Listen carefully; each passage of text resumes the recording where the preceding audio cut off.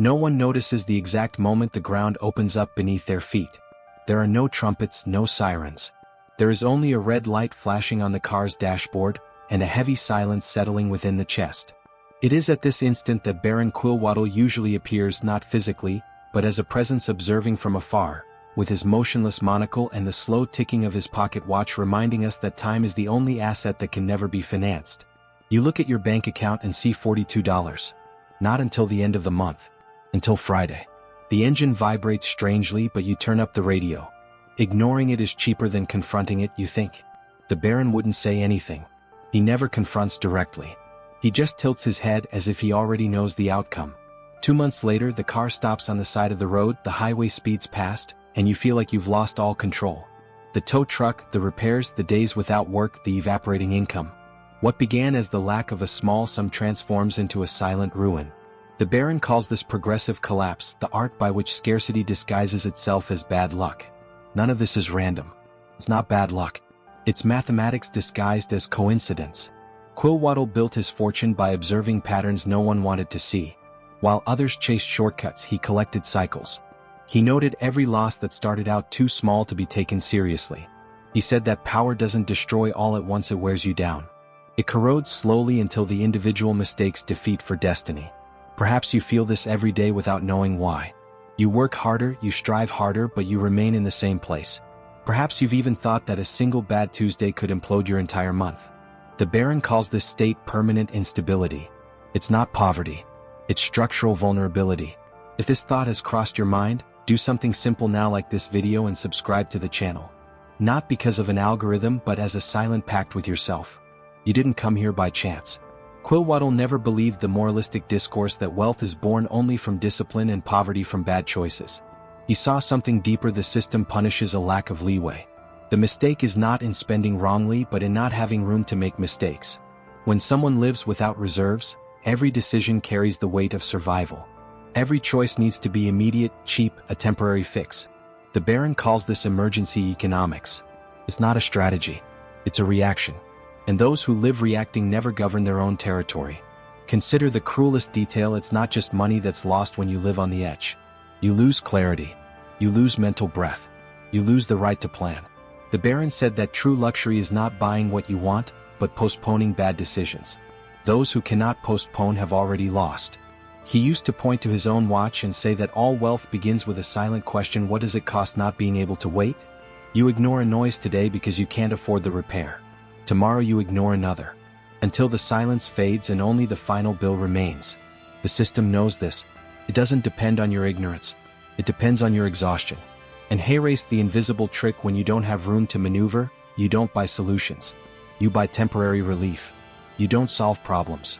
You postpone them.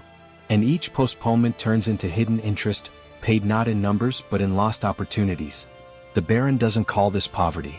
He calls it a state of siege. An individual who is surrounded does not build. He only resists. And continuous resistance does not generate power. Only exhaustion. Perhaps you're tired right now. Perhaps you're watching this video with that strange feeling that something always goes wrong at the worst possible moment. The Baron would say that's not bad luck. It's architecture. He built his empire by inverting that model. Not seeking profit first, but space. Space to make mistakes. Space to breathe. Space to choose. While the world screams at you to run faster, Quillwaddle whispers that speed doesn't conquer scarcity. Margin does. And this is where the story truly begins. Not with investments, not with extraordinary gains, but with the cold understanding that those who live without savings are not free, merely functional. In the next chapter, the Baron will expose the logic behind the cruelest illusion of modern economics, that buying cheap is saving money. Because sometimes what seems like saving money is just the first step towards a collapse you can't yet see. Baron Quillwaddle used to say that the first lie scarcity teaches is the word cheap. It sounds like salvation, but it carries the seeds of ruin. He said this looking at an old shoe shop window in the city center, where piles of pears promised to solve problems for a few coins. To those passing by in a hurry, it was just a sale. To the Baron, it was a map to the destiny of thousands of people. Imagine someone walking in there after an exhausting shift. Their feet ache, the rain threatens, their wallet is empty. They don't buy those boots because they're bad. They buy them because they're affordable. And when they leave the store, they even feel a brief sense of relief. Problem solved, you think? The Baron observes from a distance and already knows that this solution has a short shelf life. Within weeks, the soul will give way, water will get in, the discomfort will return, and with it the need to spend again. The cheap solution didn't solve anything, it only postponed the cost. This logic seeps into everything. In the microwave that costs half the price but breaks down during the first power outage. In the display quality cell phone that doesn't receive updates and freezes after 6 months. In the thin mattress that steals sleep, and the stolen sleep exacts its own price in the form of mistakes, delays, and bad decisions. The Baron calls this invisible erosion, small losses repeated until no one can measure how much has been lost anymore. The most perverse thing is that, for those who live like this, the repetition seems normal. There is no shock, no dramatic event. Only a continuous wear and tear that slowly drains life away. Quillwaddle observed people in line at the ATM, withdrawing minimal amounts, like someone filling a leaky cup. Each withdrawal was an attempt at survival, not a strategic move. And those who only survive do not govern their own destiny. He once told the story of a woman who bought toilet paper every week at the corner store. Never in large quantities, just enough to avoid running out. It was what fit within her budget. The Baron silently calculated that in a year, she would pay almost 3 times as much as she would have if she could have bought a larger package wholesale. Not because she chose to pay more, but because she had no room to choose otherwise. Scarcity transforms daily life into a collection of tolls. And when you think it's just consumption, the trap changes shape. He observed the bank statements of indebted young people and said it looked like a minefield: small fees, late payment penalties, interest that grows while no one is looking. A forgotten debt of a few dollars becomes a punishment that exceeds the original amount. The bank calls it a fee. The Baron calls it a ritual of submission. There's a strange feeling that accompanies this process. It's not fear nor anger. It's exhaustion. You begin to accept that it will always be this way. Always fixing what breaks, always paying more, always chasing after something. The Baron described this as the domestication of ambition. When the mind begins to believe that the most it can do is simply not get worse. But sometimes something breaks that hypnosis. A sleepless night because of a bill that won't pay. A purchase denied in front of strangers. A child asking why you never go to the same supermarket as your friends. At those times, the Baron would say that the mask of normality falls for a second. You realize you're not living, you're just being kept functional. He never offered comfort. He only left a question hanging in the air, like an invisible blade: how much have you already paid for something that seemed cheap? Most people never respond, because the answer hurts too much. And it is at this point that the story becomes dangerous. Because when someone realizes they are paying too high a price for survival, 2 things can happen. Either they resign themselves to it, or they start looking for a way out that no one has shown them. Baron Quillwaddle didn't believe in miracles, but he did believe in silent turnarounds. He said that every empire begins when someone decides to stop patching holes and starts observing the whole landscape. But this change doesn't come with fanfare. It comes as a discomfort, a restlessness that keeps you awake at night. If something inside you started stirring while listening to this part, know that this isn't inspiration. It's discomfort. And discomfort is the only real raw material for transformation. In the next chapter, the Baron will reveal why the system not only takes advantage of scarcity, but depends on it to continue functioning. And when you understand this mechanism, you may never be able to look at a simple bank fee the same way again.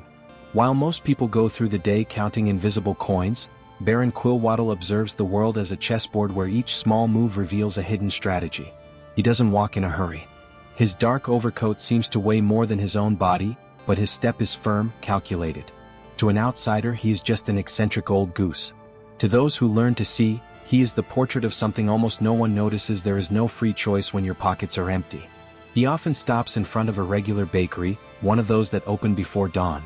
At 6 in the morning, workers rush in to buy weak coffee and a greasy pastry, because that's all they can afford in terms of time and money. The Baron sees this as a ritual of exhaustion. That improvised meal isn't pleasure, it's anesthesia. Those who live like this don't choose what they eat, they choose what they can endure until the end of their shift. Later, he enters a small neighborhood supermarket. He observes a woman putting only the bare minimum in her cart: 2 cans of sauce, a small package of rice, a generic detergent. Nothing in bulk, nothing that will last. Not because she doesn't know it would be cheaper to buy the larger package, but because she can't afford to spend $50 on food that will only run out in weeks. She buys survival in daily doses. The Baron knows that, at the end of the month, she will have paid double for the same basics, but will continue to feel like she never has anything at home. This pattern repeats itself in such subtle ways that almost no one notices it. The cell phone with the cracked screen that is never replaced because it still turns on, until it stops working in the middle of a critical week. The cheap sneakers that hurt your feet, cause chronic pain, and lead to doctor's appointments, medication, and absences from work. Every small saving today creates a bigger expense tomorrow. Quillwaddle calls this the interest of improvisation. There is also the silent scene at the ATM. He observes someone withdrawing odd amounts, always at the limit of their balance. The person looks around as if doing something forbidden, and quickly puts the bills away. There is no planning there, only reaction. The Baron says that this is the most revealing gesture of scarcity. When you don't decide how much to withdraw, you just take what's left. The strangest thing is that, for those who have lived like this for years, none of it seems abnormal. The wear and tear becomes part of the scenery. Bank fees, small delays, makeshift repairs, everything becomes part of the landscape. And it is at this point that the invisible turning point occurs. The person no longer fights to get out, they only fight to avoid falling faster. One night, Quillwaddle said he observed a young man arguing with the bank teller over a 35 real fee. His voice trembled, not from anger, but from exhaustion. The young man said he couldn't pay, that it wasn't fair. The employee, trained not to get involved, simply repeated the script. The Baron, standing behind, considered the cruel paradox: those who can least afford to make mistakes are the ones who pay the most for them. And when someone tries to explain this, the answer is usually always the same: just have control, just be organized. But organization doesn't create room for maneuver. It only manages the lack of it. The Baron learned this early on, when he realized that discipline without reservation is merely obedience to a system that gives nothing back. Sometimes he walks through neighborhoods where there are hardly any large markets. Only small shops, high prices, cramped shelves. To buy cheaply, people need to take the bus, spend time, pay for the fare. Many don't go. Not because they don't want to, but because each trip costs 2 hours of their lives. The Baron observes and calculates: when time becomes too expensive, even saving becomes a luxury. This is where the story takes a turn. Because it's no longer just about spending more money. It's about losing options. Scarcity doesn't just take away resources, it takes away alternatives. You don't choose where to buy, where to live, how to get around. You choose what won't bring you down today. The mystery is that almost no one talks about it. Everyone sees the result, but few see the mechanism. Baron Quillwaddle is not surprised. Efficient systems don't announce themselves. They disguise themselves as routine. And when someone finally realizes they're trapped in a cycle that exacts a toll at every turn, a dangerous feeling arises. It's not revolt. It's lucidity. A persistent discomfort, a suspicion that nothing they called normal truly is. If you've ever felt this discomfort, know that it didn't come from nowhere. It's the first sign that your mind has begun to break free from the anesthesia of survival. In the next chapter, the Baron will show how the institutions that should protect end up becoming extraction machines, and why, in this silent game, interest rates are not the biggest enemy. The real enemy is the lack of breathing room. Baron Quillwaddle always said that the biggest mistake of those who live surrounded by debt is not in the bills, but in their heads. He observed people in subway cars, staring into space, mentally repeating lists of bills as if it were a silent prayer. For many, poverty was no longer a material condition, but a permanent psychological state. The curious thing is that few realize when this state begins to alter their very way of thinking. There's a statistic the Baron liked to cite, almost like a parlor trick. Studies show that when someone is under constant financial pressure, their cognitive capacity drops measurably, something equivalent to losing an entire night's sleep. He never went into technical details, only saying that scarcity occupies too much space in the mind, pushing everything that isn't survival out of sight. It's not a lack of intelligence. It's overload. He once observed a man in line for a quick loan. The sign promised money in minutes, but hid exorbitant fees in the fine print. The man knew it was bad, but he also knew his rent was due that afternoon. The Baron noticed something unsettling. The look wasn't one of hope, but of surrender. It wasn't a choice, it was capitulation. Scarcity doesn't ask permission to rule, it simply takes control. Another day, the Baron sat in an ordinary diner and watched a young woman choose the cheapest combo meal, even knowing it would leave her exhausted and hungry in a few hours. To an outsider, it was an irrational decision. For her, it was the only possible path between the end of one shift and the beginning of the next. The brain, under pressure, doesn't plan for tomorrow, it only tries to overcome the present. The phenomenon is more profound than it seems. People in debt buy lottery tickets more often. Not because they truly believe they will win, but because their weary minds cling to any symbol of escape, however improbable. The Baron used to say that when reality becomes too narrow, even illusion becomes a refuge. He also observed how the value of time changes according to income. For those with a comfortable margin, losing an hour is an inconvenience.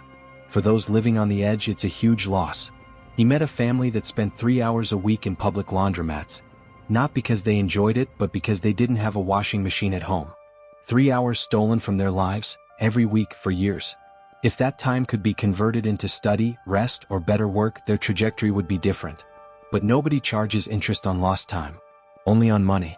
The Baron used to say that scarcity doesn't just break accounts, it breaks identities. A person stops seeing themselves as someone under construction and starts seeing themselves as someone in containment. They no longer plan to grow, only to avoid falls. This state creates decisions that seem wrong to others, but are perfectly coherent within a besieged mind. There are also the improbable stories he collected. Like that of a guy who turned down a promotion because it would cost him more in transportation and clothing. The job paid more, but the initial cost would push him into debt for months. The system celebrates meritocracy, but punishes those who can't afford to take the first step. The Baron didn't judge. He simply took notes.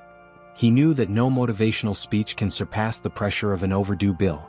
When someone lives in that state, the future becomes an abstract concept. There is only next week, the next bill, the next crisis. And perhaps the most unsettling revelation is this: scarcity isn't limited to those who lack money. It contaminates even those who begin to improve. The fear of falling back to the bottom creates defensive decisions, too small to allow for real progress. The Baron called this the shadow of poverty.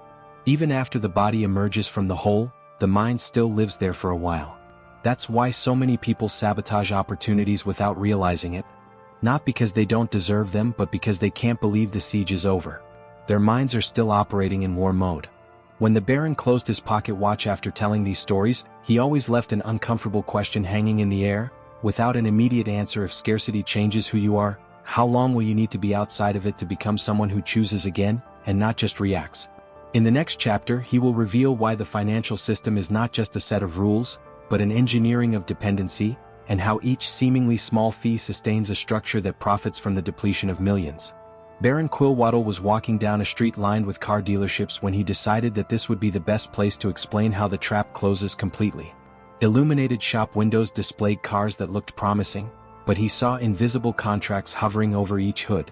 He knew that very day someone would step in, not because they wanted to trade in their vehicle, but because they had no other choice. Their old car had broken down, and without it, their job became unattainable. The dependency began even before the negotiation. He watched the salesman smile, offering low installments, talking about an opportunity. He didn't mention the final price, the real interest rate, or the risk. The buyer left relieved, with a feeling of victory. The Baron knew that this relief was only the first layer of imprisonment. When the 24% interest rate started to kick in, the debt would become more alive than the car itself. He had seen this scene dozens of times. Months later, the same buyer would return, now with a broken engine and the outstanding balance intact. He was paying for something that no longer existed. The system isn't content with charging high prices.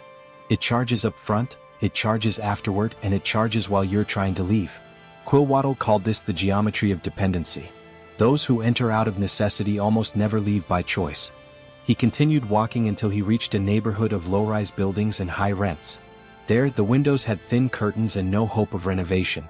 The Baron mentally calculated a family paying half their income to live in a space that will never be theirs.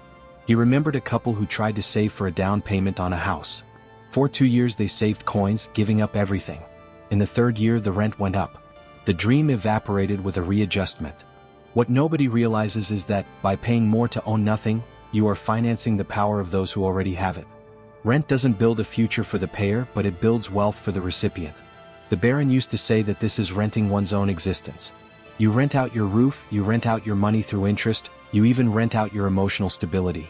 But the cruelest twist came when he spoke of time. In a laundromat, he saw mothers sitting for hours, waiting for machines to spin. Tired children, lost gazes. 3 hours of their lives spent keeping their clothes clean. He calculated not the cost in coins, but in opportunities. That time would never be recovered. No bank pays dividends on wasted hours. Another day, he accompanied a man who was crossing the city by bus to buy cheaper food. The journey took an hour and a half each way, all to save a few dollars at the larger market. When the Baron did the math, he realized that the man was paying more in time than he was saving in money. But nobody taught him to measure the value of time. The turning point always came when someone realized it wasn't just their balance that was negative. It was life itself. The Baron witnessed this when a woman refused a second job because it would mean leaving her son alone at night. She chose to lose income rather than lose her family. Scarcity forces choices that seem moral but are merely tragic. Quillwaddle wasn't talking about injustice, he was talking about design. The system doesn't want you to accumulate profit margins. It needs you to always be one mistake away from collapse. That's why the numbers never add up, why there's always a hidden fee, a confusing contract, an unexpected adjustment. It's not a flaw. It's engineering. And then he would do something strange. He would stop in the middle of the street, open his pocket watch, and let the ticking spread into the silence. He said that sound was the true debt. Each tick represented a moment that someone was losing without realizing it. But he also revealed something few expected: every engineering project, however solid, has a breaking point. A single element capable of altering the entire structure. He called this a buffer. A small reserve that transforms despair into decision-making. A minimal margin that allows you to fix the car before it breaks down, pay the bill before the fine, buy in bulk instead of buying every day. The problem is that this buffer seems unreachable for those living on the edge. And that's exactly where the trap tightens most strongly, because the system depends on you believing that you will never reach that point. The Baron left this revelation hanging in the air, like a silent threat to the established order. If people understood the true power of a minimum reserve, the entire mathematics of dependency would begin to fail. And that's why the last chapter isn't about earning more, but about how to create the first crack in a prison that has remained intact for generations. Baron Quillwaddle stopped by a lake at dawn, when the city had not yet fully awakened and the world seemed suspended between what was and what may yet be. He observed his own image reflected in the still water and, for the first time, let something beyond strategic coldness show through a kind of silent compassion. It wasn't pity. It was recognition. He knew that no one chooses to live under siege. Scarcity seeps in like fog, first into the accounts, then into the mind, until a person no longer remembers when they began to survive instead of build. Quillwaddle believed that all real change begins with a gesture too small to seem heroic. It's not a cinematic turnaround, nor a grandiose decision. It's the moment when someone decides to stop treating each problem as an isolated fire and begins to see the complete map of their own siege. He said that there is no freedom without margin, and that margin is not born from extraordinary gains, but from the deliberate elimination of invisible losses. He suggested an exercise that seemed simple but that few dared to do. Sit in silence and list everything you pay extra for not having savings. Interest, fees, purchases in small quantities, makeshift repairs, delays, fines, wasted time. Not as guilt but as a strategic inventory. The Baron called this the autopsy of scarcity. Examining each wound until it is no longer normal. Then came the hardest part. Choosing just one of these drains to attack first. Not all of them, just the biggest one. Maybe it's the high-interest credit card, maybe it's the car that keeps breaking down, maybe it's the rent that keeps piling up. The besieged mind wants to solve everything at once, but Quillwaddle said that focus is the weapon of those who have nothing to spare. One target at a time. One leak at a time. He didn't talk about sacrifice but about exchanging identity. Instead of asking if something fits into the monthly budget, ask if it solves a problem or just postpones it. Instead of buying relief, buy closure. The pair of boots that lasts, the definitive repair, the minimum reserve that prevents the next collapse. Each of these choices is not consumption, it's liberation in installments. There was a scene he always recounted carefully. A man who, upon receiving extra money, didn't buy anything visible. He didn't change his clothes, didn't throw a party, didn't tell anyone. He used it all to pay off an old debt that had haunted him for years. When he finished, he sat at home and cried. Not tears of joy but of relief. For the first time in a long time, there wasn't a hidden monster waiting for the next month. The Baron said that feeling isn't luxury, it's sovereignty. He also warned against the trap of immediate comfort. When someone lives in deprivation for too long, any respite seems like an invitation to waste. A night out, a treat for oneself, an attempt to feel normal. It's not wrong to want to breathe. But if this gesture prolongs the siege, it becomes part of the engineering that keeps everything in place. Quillwaddle didn't condemn pleasure, but taught to postpone gratification until it doesn't cost one's own freedom. The Baron believed that no one needs to understand economics to change course, only to understand their own map of losses. He said that the world is not divided between rich and poor, but between those who pay to postpone problems and those who pay to end them. This almost invisible distinction defines entire destinies. When the sun was already high, he would close his pocket watch and remember that each tick represents a choice you can still make differently. Not tomorrow, not when there's money left over, but now, within the real conditions.